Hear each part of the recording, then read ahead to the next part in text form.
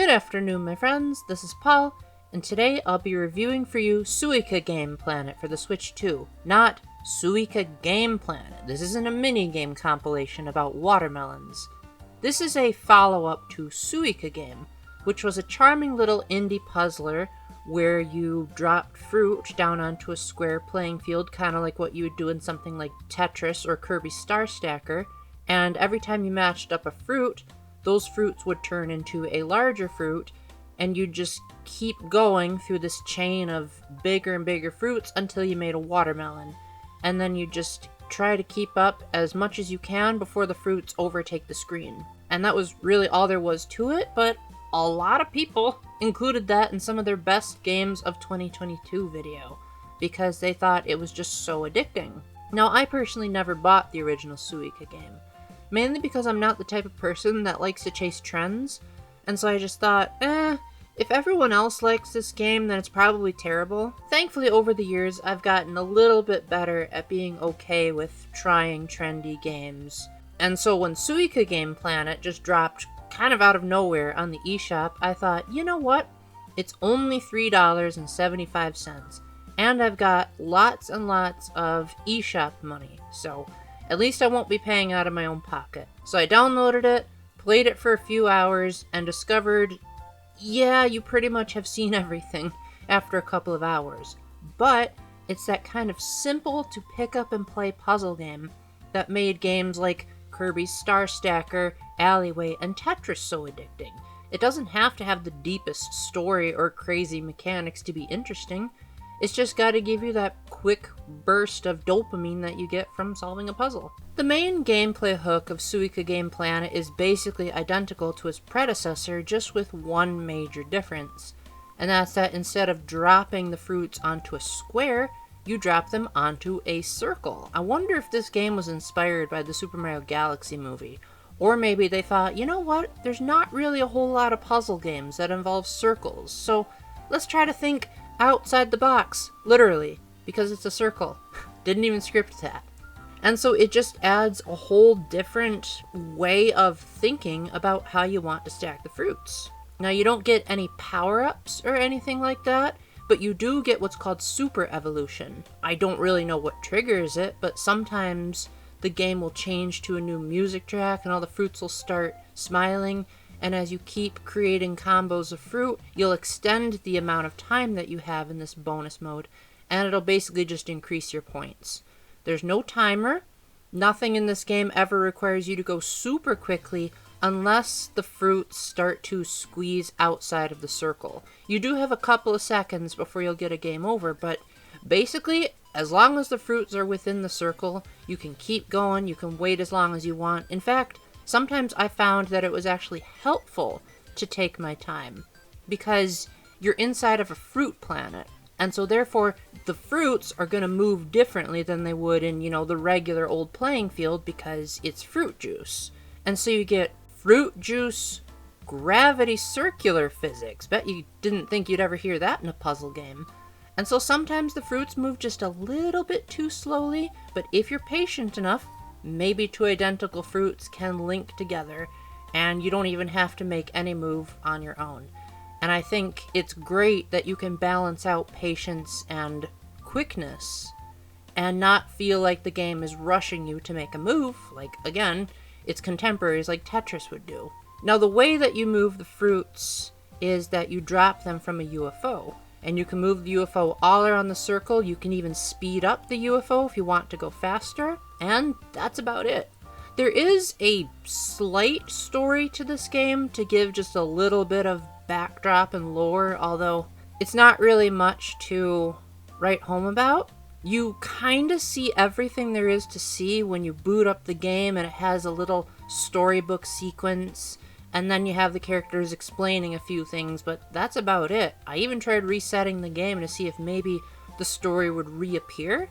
And while the opening cutscene showed up again, the characters talking didn't. One thing that I found odd is that the dialogue boxes had this weird problem where every time there was an apostrophe, the letters would space out really weirdly. Like if a character said I've, like it would be I apostrophe space VE, which is weird. Makes me wonder if that was an unintentional quirk because it fits within the language of the universe. I haven't played Suika games, so you guys will have to tell me if there's some kind of reason for that. But if you're looking for some kind of drive to figure out, like, okay, what's the objective of this game? Surely I'm not just playing a puzzle game for its own sake. Well, you do get stickers that you can use to decorate your profile. Unfortunately, that's about it. There is DLC so that the fruits can look more like the planets in the solar system, which is pretty cheap. I think it was like $1 on the eShop, but as someone who's not much of a space nerd, I was like, I think I'm cool with just keeping the fruits as, well, fruits. But from the perspective of a reviewer, it's hard to know when you stop. Like, sure, you're trying to make a watermelon, but is there some kind of progression? Is there some kind of final boss? Nope. You just keep going until you think you've done good enough. And I think to most people, that's what they wanted from Suika Game, and Suika Game Planet is just more of that. And I think for those types of people, this is a great game. One major complaint I have, though, is that this game is severely lacking in musical variety. There is the main theme, which plays on the menu and when you're just doing the puzzles, and then there's the Super Evolution theme. But here's the problem. The main theme is the only major song in the game, and it doesn't even properly loop. Once it finishes, there's this awkward period of silence before the music just reappears again. And it got so annoying that I started muting my Switch. Thankfully, there is an option to lower the volume and the sound effects from the options menu, which is nice, but there really just isn't a good way to play this game, because I tried turning off the background music and keeping on the sound effects, but even with the sound effects turned all the way up, the game is really quiet. It doesn't have a whole lot of ambient noises or space noises or anything like that. It's just the occasional bubbling noise of the fruit juice and the fruits popping. It's not really intrusive.